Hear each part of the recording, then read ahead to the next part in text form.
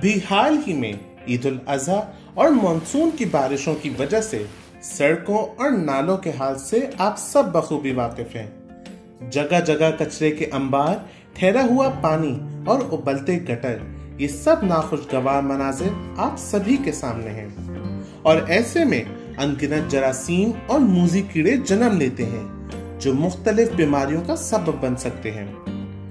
ऐसी सूरत हाल में सबसे ज्यादा तादाद में मच्छर पैदा होते हैं और बज़ाहिर छोटे और ना अहम नजर आने वाले ये मच्छर कई संगीन बीमारियों का सबब बन सकते हैं।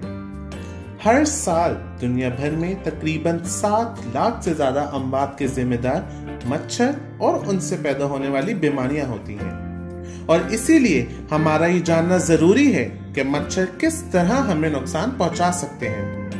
मच्छरों की तकरीबन 3000 अक़साम हैं, जिसमें से सिर्फ 3 इंसानों में बीमारियां पैदा करती हैं, जिसमें क्यूलेक्स, एडीज और एनोफिलिस मच्छर शामिल हैं। और पाकिस्तान में अमूमन एडीज और एनोफिलिस मच्छर पाए जाते हैं। एडीज मच्छर मुख्तलिफ बीमारियों का सबब बन सकता है, जिसमें डेंगू, चिकनगुनिया, जीका और येलो फीवर शामिल हैं। और एनोफिलिस मच्छर मलेरिया जैसी संगीन बीमारी का सबब बनता है। मच्छर अमूमन पानी में अंडे देते हैं, जबकि एडीज मच्छर खास तौर पर साफ ठहरे हुए पानी में अपने अंडे देते हैं। हमारे जिस्म की खुशबू और हमारे जिस्म पर मौजूद मुख्तलिफ मादे मच्छरों को अपनी तरफ खींचते हैं, जिसके सबब मच्छर हमें काटते हैं। मादा मच्छर का नुकीला मुंह होता है, जिससे वो हमें काट कर हमारा खून चूसती है और अपना लुआब हमारी खाल में शामिल करती है, जिससे पैदा होने वाले एलर्जिक रिएक्शन के सबब हम उस जगह खुजली महसूस करते हैं।